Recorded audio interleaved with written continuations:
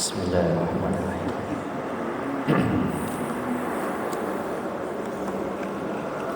Assalamualaikum warahmatullahi wabarakatuh. Alhamdulillahi hamdan katsiran thayyiban mubarakan fi kama yuhibbu rabbuna tabaraka wa ta'ala wa yarda. Ashhadu an la ilaha illallah wahdahu la syarikalah wa ashhadu anna Muhammadan abduhu wa rasuluhu la nabiyya ba'dah. Sallallahu alaihi wa ala alihi wa ashabihi wa tabi'in wa tabi'it tabi'in wa man tabi'ahum bi ihsanin ila yaumiddin. Wa qala Allah Ta'ala fi kitabihil karim, ya ayyuhallazina amanu taqullaha haqqa tuqatih wa la tamutunna illa wa antum muslimun, amma ba'd. Para alim ulama, para ustaz, para sesepuh yang senantiasa saya hormati dan saya muliakan, bapak-bapak dan ibu-ibu jamaah Masjid Al-Ikhlas yang dirahmati Allah Subhanahu wa ta'ala. Alhamdulillah, kita sangat bersyukur kepada Allah Subhanahu wa ta'ala. Pada malam hari ini kita dikumpulkan oleh Allah di dalam majelis yang mulia, majelis yang dibarokahi oleh Allah Subhanahu wa ta'ala, yaitu majelis ilmu. Mari kita terus berupaya untuk mempertahankan yang ada, selanjutnya mengupgrade sesuatu yang sudah kita ketahui. Ilmu yang sudah kita pelajari, kita upayakan, kita pertahankan dengan cara mengamalkannya. Lalu kita upgrade, tambah lagi terus ilmu kita agar iblis tidak leluasa dalam menjebak dan menyesatkan kita. Karena dengan adanya ilmu, kita memiliki lampu cahaya yang menerangi perjalanan kita. Karena dengan ilmu, kerancuan-kerancuan, subhat-subhat, sesuatu yang remeng-remeng jadi tersingkap. Karena dengan ilmu, akhirnya kita bisa menentukan harus bersikap atau diam. Kalau bersikap, sikap yang seperti apa? Maka di sini pentingnya kita sama-sama belajar, berupaya memahami secara mendalam Al-Quran dan Sunnah Rasulullah Muhammad SAW, sehingga kita tidak menjadi orang yang terombang-ambing, ikut arus seperti buih di lautan, yang bercampur dengan sampah-sampah, terbawa oleh arus kemanapun arus itu berjalan. Jadi jangan sampai kita menjadi korban-korban hoaks, korban-korban provokator, apalagi kalau kita menjadi orang yang menyampaikan sesuatu, karena itu akan ada pertanggungjawabannya di hadapan Allah Subhanahu wa ta'ala. Semuanya harus ditimbang, diukur dengan ilmu syar'i, dengan Al-Quran dan Sunnah Nabi Sallallahu Alaihi Wasallam. Bapak Ibu yang dimuliakan Allah Subhanahu Wa Taala, secara khusus memang akhir-akhir ini banyak sekali keributan dan kegaduhan, terutama di media sosial, sehingga banyak terjadi perdebatan, jadi pertengkaran antar sesama muslim terkait isu-isu terbaru di negeri ini. Maka pada malam hari ini saya izin untuk kitab Fadlul Islam sementara saya ganti dengan kajian tematik sebagai selingan. Pada malam hari ini tema yang akan kita bahas adalah tentang kritik kepada pemerintah dalam timbangan Quran dan Sunnah. Jadi bagaimana hukum mengkritik pemerintah berdasarkan Al-Quran dan Sunnah. Dan saya di sini bukan dari posisi kubu pemerintah maupun dari kubu oposisi. Tidak ada kepentingan dari dua kubu tersebut. Sesuai amanah dan tugas saya menyampaikan Al-Quran dan Sunnah. Terlepas nantinya akan mencocoki kubu yang di sisi pemerintah atau mungkin yang oposisi. Bukan karena keberpihakan kepada orang-orangnya, tapi berpihak kepada dalil, kepada kebenarannya. Itu yang kita upayakan. Dan ada beberapa permasalahan yang penting dalam masalah ini, di antaranya yang akan kita bahas, mudah-mudahan waktunya cukup. Yang pertama tentang hukum mengkritik pemerintah. Kemudian yang kedua, ini juga sangat penting, bagaimana tentang penjelasan hadis larangan menasehati pemerintah secara terang-terangan. Apakah hadisnya ini sahih atau dhaif? Dan selebihnya mungkin jika ada waktu sebagai tambahan, meluruskan berbagai macam kesimpang siuran tuduhan antar kubu di tubuh kaum muslimin. Ketika ada orang yang keras mengkritik pemerintah, mudah sekali dituduh sebagai khawarij. Sampean ojo ngeritik pemerintah, khawarij loh. Itu banyak seperti itu, Pak. Sebaliknya, ada orang yang diam, langsung dituduh, sampean ini menengahi, ono kemungkaran, ono kezaliman, menengahi, sampean ku murjiah ya. Sampean itu setan bisu ya.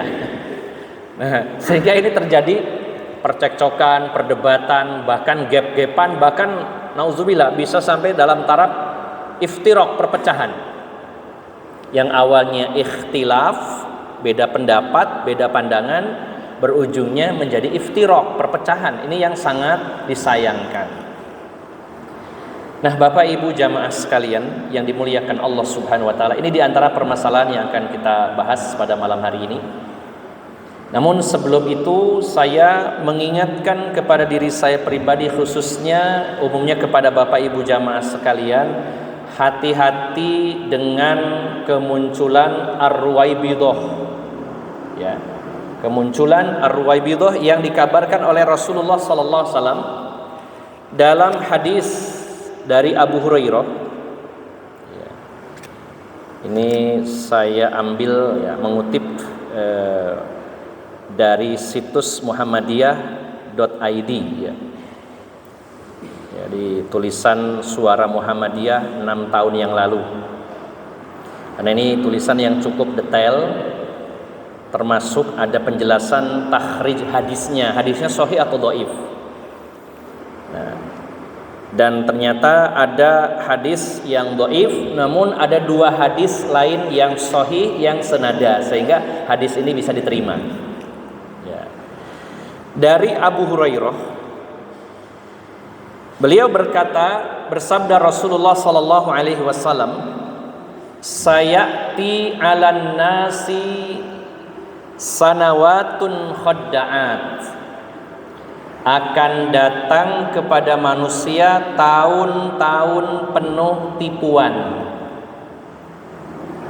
Dan ini sudah terjadi. Di warning oleh Rasulullah, hati-hati, nanti akan datang satu masa di mana masa itu penuh tipuan. Dan disebutkan ada 3 ciri tahun-tahun tersebut. Yang pertama kata Rasulullah, yusaddaqu fihal kadhibu wa yukadzabu fihas shadiq. Ciri tahun-tahun penuh tipuan itu adalah ketika para pembohong dibenarkan, sedangkan orang yang jujur didustakan. Yang jujur yang pembohong, penipu, pendusta dibenarkan, didukung. Sedangkan yang jujur dianggap pembohong, dibalik. Ya. Dan ini sangat didominasi kekuatan media, terutama sosial media. Sejujur apapun seseorang, karena kekuatan media mengatakan dia pembohong, akhirnya orang terbawa mengatakan dia pembohong. Dan seberat apapun kebohongannya, karena media secara berulang dan masif mengatakan orang ini jujur, akhirnya orang terbawa, oh ini jujur. Ini sudah terjadi. Yang kedua, wa yu'tamanu fihal kha'in wa yukhawwanu fihal amin. Pada tahun-tahun itu orang-orang yang khianat diberi kepercayaan. Para pengkhianat justru diberi kepercayaan. Ya. Sebaliknya orang-orang yang terpercaya justru dikhianati. Ini juga sudah terjadi. Nah, yang terakhir, yang ketiga, wayantiqu fiha ar-ruwaibidah. Dan pada masa itu akan berbicara para ruwaibidah. Ya, rabidah dan bentuk kecilnya pengecilan tasghir ruwaibidah. Seperti abdun jadi ubaid, kitab jadi kutaib, ruwaibidah ini juga bentuk pengecilan. Akan banyak bermunculan orang-orang yang mengeluarkan statement, dan itu mereka adalah disebut oleh Rasulullah sebagai ar-ruwaibidah. Lalu para sahabat bertanya, wa marwaibidah, apa itu ruwaibidah wahai Rasulullah? Kata Rasulullah, ar-rajulut tafitu atau ar-rajulut tafihu fi amril amah. Nah, munculnya ruwaibidah itu orang-orang yang tidak punya ilmu dalam bidang tertentu, tapi dia membicarakan masalah-masalah yang besar. Jadi orangnya ini sebenarnya tidak mumpuni, tapi dia sering melontarkan statement yang berkaitan dengan urusan umat, urusan negara yang besar. Ilmunya citek, bukan pakar di bidangnya, tapi dia mengeluarkan statement-statement, dan ini diikuti oleh para follower dan para pengagumnya. Dan yang dia bahas adalah perkara-perkara yang sangat besar, urusan orang banyak, urusan bangsa dan negara. Kira-kira yang ketiga ini sudah muncul atau belum, Pak? Orang ini bukan pakar, orang ahli dalam urusan tata negara, tapi bahas tata negara. Orang ini bukan pakar dalam bidang geopolitik, dia bahas geopolitik. Orang ini bukan pakar ekonomi, bahas ekonomi. Orang ini bukan pakar bidang militer, dia bahas militer. Bahkan ada orang yang membahas semuanya dan dia bukan pakar di bidang itu. Dan anehnya masyarakat begitu saja menelan mentah-mentah omongannya. Tidak ada dukungan basic pendidikan yang mumpuni, tidak ada fakta, tidak ada data, hanya omongan belaka. Itu namanya ruwaibidah. Nah, hati-hati kita jangan menjadi ruwaibidah atau korban ruwaibidah. Setiap ada isu, ada berita apapun, kita nilai dulu, saya masuk di situ atau tidak, perlu masuk atau tidak. Kalau di akhirat saya nggak dituntut, kalau nggak gabung di situ, mending ditinggalkan. Kita berpikirnya visioner kejauh ke masa depan akhirat. Oh, kalau saya nggak masuk di situ, akan dimintai pertanggungjawaban oleh Allah. Harus masuk, silakan masuk. Setelah masuk, tabayun, klarifikasi sampai detail. Jangan cepet-cepetan ikutan omongan orang-orang. Apalagi ikut omongannya buzzer. Buzzer ini bisa buzzer yang pro maupun yang kontra. Dua-duanya ada. Alangkah besarnya pertanggungjawaban kita di hadapan Allah kalau kita dapat omongan dari orang lalu kita telan mentah-mentah, apalagi menyebarkannya padahal belum jelas beritanya. Hati-hati. Kalau kita tidak ada pertanggungjawaban di hadapan Allah tentang satu masalah, mending kita menghindar, mending fokus yang lain. Kalau memang kalau saya nggak terlibat, nggak menjelaskan di situ, akan diminta pertanggungjawaban, masuk di situ daripada kita diminta pertanggungjawaban. Tapi setelah masuk kita juga harus mengukur diri. Ini ranah saya atau bukan? Oh, ini ranah saya, ini tanggung jawab saya harus menyampaikan, sampaikan. Dan setiap berita apapun harus tabayyun. Jangan cepat-cepat mengiyakan, oh iya bener kayak ngono lah, hati-hati. Sesungguhnya pendengaran, penglihatan dan hati kita semuanya akan dimintai pertanggungjawaban. Apalagi menyangkut nama baik seseorang yang dijatuhkan, kita belum tahu pasti, kita ikut mengiyakan, menyebarkan, nauzubillah. Hati-hati. Jadi ini sebagai prolog bahwa dalam situasi seperti ini janganlah kita menjadi ruwaibidah, mengeluarkan statement-statement yang bukan ahlinya kita di bidang itu. Kalaupun kita menjadi pendengar harus selektif. Kalau ada isu apapun, kalau pingin masuk di dalamnya harus pelan-pelan. Simak dulu dari dua kubu, terus jangan cepat-cepat menyimpulkan, jangan cepat-cepat mendukung salah satunya. Terutama berkaitan dengan kondisi negara seperti ini. Apa kita prihatin dengan kenaikan BBM, ya, dengan kenaikan pajak, ya, dengan banyaknya koruptor, sangat-sangat prihatin. Dan kita harus cerdas, kondisi negara saat ini begitu terpuruk, itu apakah karena krisis atau karena tekanan dari luar? Nah, ini juga harus kita pahami betul kalau kita ingin masuk di dalamnya. Nah, ini sekedar prolog Bapak Ibu jamaah sekalian. Poinnya adalah jangan sampai kita menjadi ruwaibidah, bicara yang besar sedangkan kita kecil. Biarkan yang berbicara pakarnya masing-masing di bidang itu. Kalau kita pakar di bidang apa, kita bicara bidang itu saja. Kalau ada sedikit ilmu tentang itu, ya kita tambahkan. Daripada mengeluarkan statement, kita belajar lagi. Nah, kemudian Bapak Ibu jamaah sekalian, berkaitan tentang hukum mengkritik pemerintah, saya mencoba membawakan referensi pada hadis yang umum.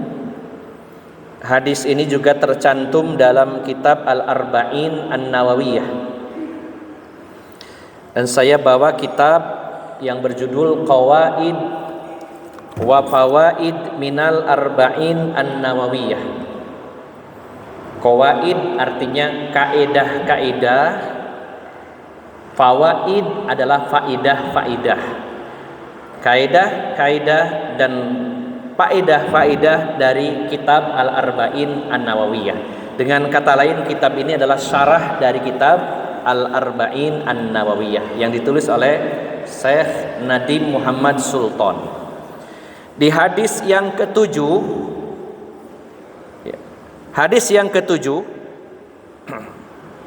ini yang diriwayatkan Imam Muslim dan juga ada dalam Sarah Muslim dari Abu Ruqayyah, kunyahnya Abu Ruqayyah, namanya adalah Tamim bin Aus Ad-Dari, seorang sahabat. Disebutkan kunyahnya Abu siapa? Abu Ruqayyah, namanya adalah Tamim bin Aus Ad-Dari radhiyallahu anhu. Annan Nabiyya sallallahu alaihi wasallam qala, bahwasanya Nabi Muhammad sallallahu alaihi wasallam bersabda. Pasti hadis ini sudah familiar di telinga kita semuanya. Rasulullah bersabda, ad-dinun nasihah, agama adalah nasihat. Kulna liman, kami para sahabat bertanya, untuk siapa nasihat itu wahai Rasulullah? Nah, Bapak Ibu jamaah sekalian, pernah saya sampaikan bahwa isinya agama itu bukan hanya nasihat. Tapi mengapa Rasulullah mengatakan agama itu nasihat? Maksudnya adalah bagian terpenting dari agama ini adalah nasihat. Sebagaimana Rasulullah bersabda dalam hadis yang lain sebagai komparasi, sebagai perbandingan, beliau bersabda, al-hajjul arafah. Haji itu wukuf di Arafah. Padahal bukan hanya wukuf. Ada yang namanya tawaf. Ya, termasuk terutama tawaf ifadah. Ada sa'i, ada lempar jumroh, ya, kemudian ada wukuf di Arafah. Tapi Rasulullah mengatakannya al-hajjul arafah. Haji itu wukuf di Arafah. Padahal bukan hanya wukuf, tapi bagian terpenting dari ibadah haji adalah wukuf di Arafah. Itu maksudnya. Nah, maka para sahabat langsung bertanya, nasihat itu untuk siapa? Rasulullah SAW menyebutkan 5 target. Yang pertama lillah, nasihat untuk Allah. Yang kedua wali kitabih, untuk kitab sucinya Al-Quran. Wali rasulih, untuk rasulnya. Wali a'immatil muslimin, para pemimpin, pemerintah di kalangan kaum muslimin. Wa ammatihim, yang kelima nasihat itu untuk masyarakat Islam secara keseluruhan. 3 yang pertama ini bukan berarti Allah harus kita tuturi. Oh, nasihat untuk Allah. Allah tak tuturi rek. Lancang sekali.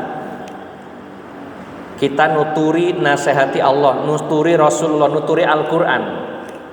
Kembalikan kepada kata asal an-nasihah. Yang dimaksud nasoha adalah kholaso, memurnikan. Ya. Jadi kata-kata nasihat dari kata nasoha artinya kholaso, memurnikan, atau akhlaso. Ya, kata ikhlas itu murni. Nah, ini yang pembahasan tentang nasihat kepada Allah, kitabnya, rasulnya, dan yang kelima kepada kaum muslimin secara umum. Ini saya sampaikan sekilas saja karena poin intinya adalah pada target yang keempat, nasihat kepada para pemimpin, kepada pemerintah. Adapun nasihat kepada Allah, saya persingkat. Apa yang dimaksud nasihat kepada Allah? Takunun nasihatu lillahi subhanahu wa ta'ala bil imanis sadiq bih. Yang dimaksud nasihat kepada Allah adalah iman yang benar kepadanya. Iman yang benar kepada Allah. Wa bima akhbaro fi kitabihi wa ala lisani rasulih. Kemudian nasihat kepada Allah itu adalah membenarkan apa yang diinfokan Allah dalam Al-Quran dan dalam hadis Nabi melalui lisan Rasulullah. Wa ikhlasil ibadah lahu wahda, kemudian memurnikan ibadah hanya kepada Allah. Itu nasihat kepada Allah. Ya. Wa naf'iha an ghairihi, dan meniadakan peribadatan kepada selainnya, bertauhid maksudnya. Wa ta'atihi fi ma amara bi, dengan taat terhadap perintahnya. Wal ibtiadi amma naha anhu wa jazr, menjauhi larangannya. Wa hubbi ma yuhib, mencintai apa yang dicintai Allah. Wa bughdi ma yubghidu, membenci apa yang dibenci Allah. Wa mualati ibadihil mu'minin, membela hamba-hamba Allah yang beriman. Wa tabarra min a'da'i, berlepas diri dari musuh-musuh kaum beriman. Nah, jadi ikhlas atau nasihat kepada Allah itu tadi beriman kepadanya, beriman dengan segala informasi di Al-Quran dan hadis, hanya beribadah kepada Allah, menjalankan perintahnya, menjauhi larangannya, mencintai yang dicintainya, membenci yang dibencinya, dan seterusnya. Ini namanya nasihat untuk Allah. Nasihat untuk kitab sucinya yaitu membenarkan Al-Quran, meyakini isinya, dan juga tentunya memahami dengan pemahaman yang benar. Ini diantaranya nasihat kepada Al-Quran. Sekilas saja. Adapun nasihat kepada Rasulullah adalah at-tasdiqu binubuwati, membenarkan kenabiannya, waltizamu ta'atihi fi amrihi wa nahyi, komitmen untuk mentaati perintahnya, menjauhi larangan Rasulullah. Kemudian membela orang-orang yang dibela Rasulullah, memusuhi orang-orang yang dimusuhi Rasulullah, memuliakannya, mencintainya, mencintai keluarganya, mengagungkan sunnahnya, menghidupkan sunnahnya, menyebarkan sunnahnya. Itu adalah nasihat untuk Rasulullah. Lalu poin inti, nasihat kepada an-nasihatu li a'immatil muslimin. Nasihat kepada para pemimpin, kepada pemerintah, para penguasa. Ini kalau kita definisikan kritik itu sebagai nasihat. Ya, karena tadi temanya adalah kritik kepada pemerintah dalam timbangan Quran dan Sunnah. Tapi di sini maknanya adalah kritik yang membangun, yang meluruskan. Ya, kalau bengkok diluruskan, kurang kuat dikuatkan, kalau kurang bagus dibaguskan. Itu namanya kritik yang bagus. Bukan semata-mata kritik dalam rangka menjatuhkan. Karena dijatuhkan mau diganti yang lain, kurang lebihnya nggak jauh beda saat ini. Walaupun beneran ada pemimpin yang baik, yang amanah, tugasnya berat banget karena sudah puluhan tahun rusak. Jadi jangan kesusu, walaupun kita punya pemimpin, seandainya diberi pemimpin yang baik, tidak mungkin setahun 2 tahun bisa selesai langsung. Butuh perjuangan ekstra merubah kebiasaan buruk yang ada di negeri ini. Itu kalau jelas-jelas pemimpinnya baik. Apalagi banyak kesalahan, banyak kezoliman, banyak kemungkaran. Nah, maka kritik itu yang dimaksud adalah untuk membangun, untuk memperbaiki keadaan. Dengan istilah nasihat begitu. Kita akan fokus di sini. An-nasihatu li a'immatil muslimin. Nasihat kepada para penguasa, para pemimpin. Takunun nasihatu liqadatil muslimin kama bayyana al-Hafidz Ibnu Hajar fil Fathi. Nasihat kepada para penguasa, para pemimpin itu sebagaimana yang dijelaskan oleh Imam Ibnu Hajar Al-Asqalani. Nasihatnya berupa apa? Yang pertama, i'anatuhum ala ma hamilul qiyam ilama ala ma hamalul qiyam bih. Membantu program proyek-proyek pemerintah dalam kebaikan. Kalau ada proyek program yang bagus demi kemaslahatan bangsa dan negara, kemaslahatan kaum muslimin, didukung. Kalau itu memang membawa kebaikan. Ada kalanya proyeknya bagus, secara teknisnya banyak PR. Ada kalanya begitu, Pak. Jadi proyek itu ada kalanya tidak bagus alias jelek. Ada proyek yang bagus tapi prematur, kesusu. Ada proyek yang bagus tapi pelaksananya rusak. Banyak hal sebenarnya, Pak, ya. Jadi nggak bisa kita langsung simpulkan ini proyek ini bagus, ini proyek jelek, karena banyak variabel-variabelnya. Hanya kita jangan tergesa-gesa menilai, menyimpulkan. Proyeknya bagus untuk masyarakat luas, tapi ada kekurangannya. Proyeknya bagus, tidak ada kekurangan secara program atau proyeknya, tapi orang-orangnya, pelakunya.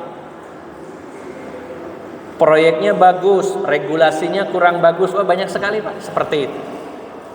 Nah, kalau ada proyek yang bagus untuk kemaslahatan bersama bangsa dan negara, ada kemaslahatan bagi Islam dan kaum muslimin, i'anatuhum, kita bantu, kita dukung. Ini yang dimaksud nasihat kepada pemerintah. Wa tanbihihim indal ghaflah, kata Ibnu Hajar, Peringatkan mereka, penguasa pemerintah itu, kalau mereka itu lalai, teledor, lengah, ya. Jadi bukan berarti selalu didukung. Kalau itu adalah bentuk kelalaian, kelengahan, ada kesalahan, dan ada orang yang pakar di bidang itu, harus diluruskan, harus diingatkan. Berarti dari sini saja ada gambaran, Pak, sebenarnya nasihat dan mengkritik kalau itu untuk kebaikan boleh apa harus, Pak? Boleh apa harus? Harus malahan, ya. Jadi jangan sampai kita salah kaprah, oh pemerintah itu harus ditaati, jangan dikritik, jangan dituturi. Kesalahan fatal ini. Harus sami'na wa atokna, mendengar dan taat, selesai. Enggak. Kalau ada program yang bagus, dukung. Kalau ada keteledoran, kelalaian, pengabaian terhadap nasib rakyat, ingatkan. Siapa yang ingatkan? Yang punya kompetensi di bidang itu. Jangan dibiarkan, ya. Wajam'u al-kalimati alaihim. Nah, mengumpulkan kalimat atas mereka penguasa. Maksudnya mengumpulkan itu jangan membuat negeri ini porak-poranda, diprovokasi sehingga terjadi banyak keributan. Kecuali di titik di mana memang harus dirombak secara ekstrim, dan itu tentu ada variabel lain, ada kekuatan, ada solusi yang lebih baik, ada pilihan yang lebih baik. Ini berat bicara ini. Selama masih ada toleransi di situ, jangan gampang-gampang memobilisasi orang untuk membuat kekacauan, chaos. Ini yang dimaksud wajam'ul kalimah alaihim. Kalau masih ada peluang untuk diperbaiki, perbaiki. Jangan ekstrim, udahlah bikin kacau saja sekalian. Kalau masih bisa diperbaiki, diperbaiki. Kalau tidak bisa diperbaiki, harus dipaksa. Apakah punya kekuatan untuk itu? Kalau dipaksakan tidak punya kekuatan, hancur sendiri. Jadi banyak pertimbangan, Bapak Ibu jamaah sekalian. Kemudian Bapak Ibu jamaah sekalian yang dimuliakan Allah, wa min a'zami nasihatihim daf'uhum 'anil zulmi billati hiya ahsan. Ini yang terakhir. Di antara nasihat kepada pemerintah itu adalah, dan ini yang paling besar kata Imam Ibnu Hajar, ini yang paling penting, paling urgent, adalah mencegah kezoliman mereka dengan cara yang baik. Mencegah kezoliman penguasa dengan cara yang baik. Nah, ini yang penting, Pak. Jadi bukan berarti kalau zolim terus dibiarkan, terus dengar taat saja. Dicegah sesuai kemampuan kita dengan cara yang baik. Nah, ini yang perlu pembahasan panjang, itu cara yang baiknya seperti apa, mungkin di lain kesempatan. Tapi intinya di situ boleh, bahkan dianjurkan menasehati, meluruskan, mengkritik, bahkan mencegah kezolimannya dengan cara yang benar, dengan cara yang baik. Ini satu poin, ya, yang pertama. Kemudian Bapak Ibu yang dimuliakan Allah Subhanahu wa taala. Nah, yang perlu diukur adalah hari ini banyak sekali orang yang memberikan kritik. Di satu sisi inilah negeri mungkin yang diberi kebebasan ngeritik sebenarnya. Hanya saja yang perlu dipertanyakan adalah siapa yang mengkritik dan memberi masukan itu. Ya. Sudahkah dia benar-benar memahami bidang tersebut? Ya, kadang-kadang tidak mengerti seluk-beluk tentang politik, dia kritik, wah ini salah, ini sudah salah arah. Sampai ada yang memberikan analogi, ibaratnya kita ini penumpang kapal, pemerintah itu nahkodanya, tim yang ada sebagai nahkodanya.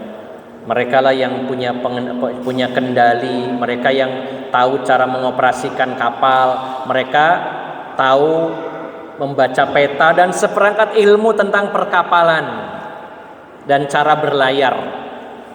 Nah, kalau ada kesalahan, wah ini kayaknya melenceng nih, Nah, diingatkan boleh apa tidak? Boleh, tapi yang ingatkan siapa dulu? Orang ini tidak paham tentang kapal, tentang peta, tentang nautika, tentang apapun, dia mengatakan ini salah arah. Nah, salahnya di mana? Embu, gitu kan, bingung. Hati-hati dalam hal ini. Jadi boleh, bahkan harus. Oh, ini kapal ini kok beloknya salah arah. Nah, yang mengatakan tahu tujuannya kemana. Dia tahu betul ini Menggo, salah ini. Harusnya nggak ke sini. Dia paham betul tentang peta di laut. Wah, ini kayaknya kecepatannya ini sekian knot, ini bahaya. Ini di depan ada ini. Dia tahu ilmunya. Silakan diluruskan, ngomong sama nahkodanya. Nah, tapi masalahnya banyak yang nggak ngerti ilmu itu semua, dia ngeritik. Sehingga kacau lah keadaan, tambah rame. Ini yang banyak Pak yang terjadi. Jangan-jangan termasuk mungkin kadang-kadang kita ini terbawa arus. Ini proyek ini salah, ini harusnya nggak begini. Silakan, boleh, sangat boleh, bahkan dianjurkan menyalahkan. Ini salah Pak, nggak boleh begini, salah. Salahnya di mana? Harusnya bagaimana? Nah, harus seperti itu. Jangan mengatakan jelek, salah, lalu kita nggak punya pilihan, nggak punya solusi, atau hanya permukaan saja. Kalau kita pakar di bidang militer, kemudian punya akses untuk memberikan nasihat, nasihati ini salah Pak, nggak boleh begini. Kalau kita pakar di bidang ekonomi dan punya akses ke sana, sampaikan, jangan dibiarkan. Kalau kita punya atau kita adalah pakar dalam bidang, ya, misalkan geopolitik, sampaikan. Tapi yang terjadi hari ini sangat banyak ruwaibidah, ngomong macam-macam tentang perkara besar, ilmunya tidak nyampe. Yang terjadi apa? Banyak pengikutnya, semakin hari semakin kacau. Pertentangan antara satu kubu dengan kubu lainnya, keributan demi keributan terjadi, yang tidak membawa banyak perubahan. Ya. Nah, ini Pak harus hati-hati di sini, harus kita timbang dengan ilmu syar'i, dengan Quran dan hadis. Jadi memberi nasihat, masukan, bahkan ini termasuk perkara yang besar, yang paling penting dalam masalah nasihat kepada penguasa, mencegah kezoliman mereka. Wah, ini BBM dinaikkan, ini zolim. Nah, sudah final ini zolim apa tidak Pak? Ini harus tahu dulu. Wah, sudah dolim, dolimnya di mana? Ya, dijelaskan. Oh, ini naiknya kenapa? Ada apa? Apa karena kekejaman penguasa, atau karena krisis, atau karena ada tekanan dari luar, atau apa? Harus jelas dulu. Kita tidak senang dengan harga mahal, pinginnya murah. Tapi dalam masalah mengatakan salah dan benar, ini harus detail. Makanya kalau ada pertanyaan, kalau pemerintah menaikkan harga BBM ini zolim atau tidak, harus bisa menjawab. Kalau zolim, datanya apa, faktanya apa, ya luruskan. Kalau punya akses dan pakar di bidang itu, luruskan. Nah, itu jelas sekali sebenarnya Pak. Tapi yang terjadi apa? Hanya statement-statement saja yang tidak membawa perubahan, hanya semakin umek gitu. Ya. Nah, jadi kalau jelas zolim, jelas dolim, ada datanya, faktanya, kita luruskan.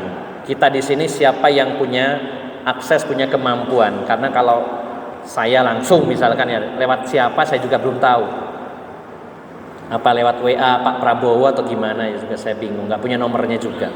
Kalaupun punya nomornya Pak Prabowo ini sopo iki sing WA aku iki. Bisa lewat kekuatan ormas, bisa sampaikan. Saya menjenengan bisa punya ormas, sampaikan kepada ketua ranting, sampaikan ketua cabang daerah ke pusat, nanti ada tokoh yang punya akses, sampaikan. Nah, itu kan harus malah Pak. Oh, ini zolim Pak, naik bensin ini zolim, jangan teruskan misalkan. Kenapa zolim ini. Sampaikan kalau memang itu zolim. Oh, ternyata ini memang kebijakan memang berat menyengsarakan rakyat, tapi ada hal lain yang lebih penting demi kemakmuran, misalkan seandainya, misalkan kita juga nggak tahu. Nah, sekali lagi bukan saya pro siapapun, bukan nggak bela. Saya pingin kalau bisa Pertamax itu 5.000 per liter. Seweneng, pinginnya seperti itu. Pertalite 3.000 gitu ya. Pinginnya seperti itu. Wallahi, demi Allah pingin harga-harga murah gitu ya. Nah, jadi mencegah kezaliman itu bahkan perkara terpenting dalam mengkritisi pemerintah sesuai kemampuan kita masing-masing kalau itu sudah nyata-nyata zalim. Baik. Selanjutnya Bapak Ibu, saya kutip dari buku yang lain. Bagaimana tentang mencerca kemudian mengkritik secara keras pemerintah secara terbuka, mungkin lewat demo atau mungkin lewat sosial media. Karena sampai hari ini tuh orang-orang tetap aja rame. Oh nggak boleh, harus 4 mata, nggak boleh dibuka dan sebagainya. Baik, ada satu hadis ini yang jadi pembahasan. Sudah isya ya? Belum Pak? Sedikit lagi ya. Ada hadis, nah ini ditulis di beberapa kitab, di antaranya di dalam kitab Al-Mustadrak Imam Hakim, jadi riwayat Hakim. Kemudian dalam kitab Musnad Imam Ahmad, artinya riwayat Ahmad. Dan juga riwayat Ibnu Abi Asim dalam kitab Sunnah. Hadisnya berbunyi, man aroda an yansaha lidhi sultanin fala yubdihi ala niyatan walakin liyakhudh biyadihi fayakhlu bihi fa in qabila minhu fadzaka wa illa kana qad adda alladhi alaihi. Coba kita perhatikan hadis ini, minta waktu sedikit. Barang siapa yang ingin mengkritik pemerintah, barang siapa yang ingin menasehati pemerintah, apakah itu mendukung ataukah mungkin meluruskan atau mencegah kezalimannya, di situ masuk semuanya, nggih. Yang namanya mengkritik, menasehati bisa macam-macam. Bisa menguatkan, ini kayaknya harus lebih kuat Pak. Bisa meluruskan, ini belok Pak, harus diluruskan. Bisa juga bentuk pencegahan terhadap kezaliman, itu namanya nasihat. Barang siapa ingin mengkritisi pemerintah, penguasa, maka janganlah menyatakannya di depan umum dengan terang-terangan. Hendaknya ia memegang tangan penguasa itu dan mengajaknya ke tempat tersembunyi, maka sampaikan di situ. Kalau penguasa itu menerima, maka itu yang diharapkan. Kalau penguasa itu menolak, ya, tidak mendengar dan tidak menerima masukan, kritik dan lain-lainnya, maka sungguh penasehat itu sudah menunaikan kewajibannya. Coba kalau dari hadis ini kalimatnya memang jelas, fala yubdihi alaniyah, jangan dinasehati secara vulgar, terbuka tapi sembunyi. Nah, dan ternyata Bapak Ibu jamaah sekalian, ini sebagian dari teman-teman kita ada yang ngotot memegang hadis ini. Nun sewu ya, terutama teman-teman di Salafi ya. Ngotot, pokoknya nggak boleh tuh nasihati terang-terangan, harus 4 mata. Mana dalilnya ini? Nah, mari kita bahas sedikit. Bapak Ibu jamaah sekalian, ini sebenarnya pembahasannya detail. Kalau kita rinci satu persatu tentang hadisnya, takhrij hadisnya, rawi-rawinya, itu pasti butuh waktu. Namun saya ambil kesimpulannya. Para ulama pakar hadis berbeda pendapat dalam menilai hadis ini. Ya, saya sebutkan ulama yang kontemporer saja. Syekh Al-Albani menyatakan hadis ini sahih. Sedangkan ulama yang lain, di antaranya ulama Yaman, Syekh Mukbil mengatakan hadisnya dhaif. Kalau saya lebih memilih pendapat yang mendoifkannya, lebih kuat pembahasannya. Hanya kalau ada waktu bisa dibahas. Artinya kalau hadis dhaif itu kita bukan menolak sabda Rasulullahnya, tapi benarkah itu dari Rasulullah? Gitu pertanyaan. Nah, jadi sebagian saudara kita mengatakan oh hadisnya sahih kata Syekh Albani. Sebagian lagi mengatakan dhaif kata Syekh Mukbil. Nah, masing-masing kan butuh data di situ. Sahihnya di mana, dhaifnya di mana. Lalu bagaimana prakteknya para pendahulu kita dulu.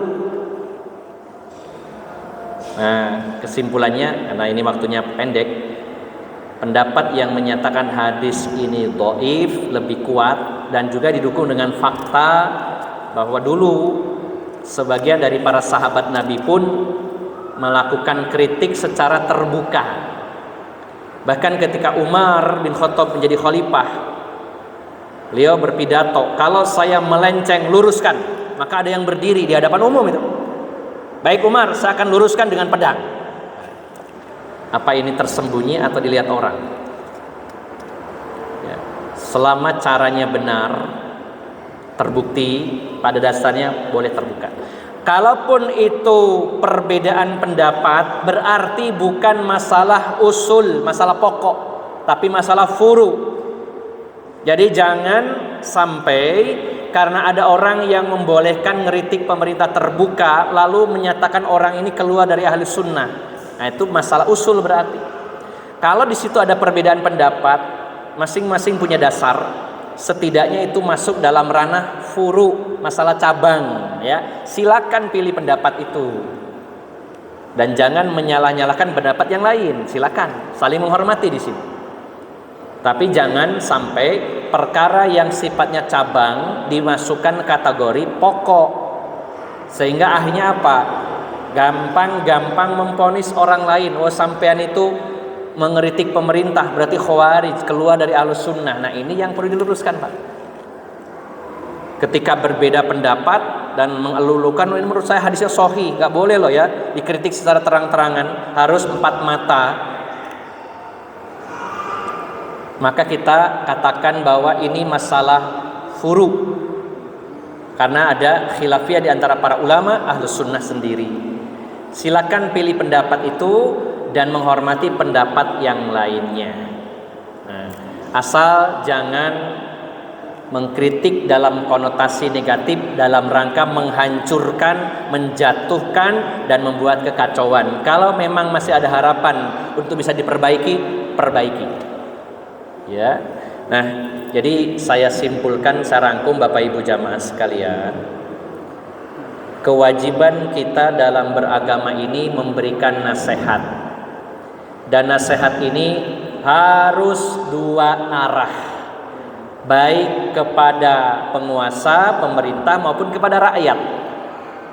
Jangan sampai nasihat, kritik itu tajam ke bawah, tumpul ke atas. Harus tajam dua-duanya, kalau memang salah luruskan. Dan itu adalah bagian dari sunnah Nabi sallallahu alaihi wasallam, memberikan nasihat. Wali a'immatil muslimin wa ammatihim. Nasihati rakyat, nasihati juga penguasanya. Jangan rakyatnya terus dituturi, pemerintahnya dibiarkan, jangan, dua-duanya. Namun ada cara yang disyariatkan. Terkait perbedaan pendapat, apakah harus empat mata dan tersembunyi, jangan diumbar, jangan disoting dan sebagainya. Ada perbedaan pendapat, dan perbedaan ini lahir dari perbedaan ilmu wawasan tentang kualitas hadis. Sebagian ulama menyatakan ini hadisnya sahih, sebagian menyatakan dhaif. Maka mana yang kita pilih dipersilakan, lalu menghormati pendapat yang berbeda dengan kita. Demikian Bapak Ibu jamaah sekalian. Selebihnya terus kita upgrade keilmuan kita agar kita menjadi orang yang matang dan tidak terombang-ambing dan juga menjadi orang yang banyak pertimbangan dan tidak cepat menyimpulkan, apalagi cepat-cepat memvonis saudaranya yang berbeda pandangan dengan kita semuanya. Demikian, semoga bermanfaat. Mohon maaf atas segala kekurangan. Aqulu qauli hadza wa astaghfirullah li wa lakum wa akhiru da'wana anil hamdulillahirabbil alamin. Subhanakallahumma wa bihamdika asyhadu an la ilaha illa anta astaghfiruka wa atubu ilaik. Assalamualaikum warahmatullahi wabarakatuh.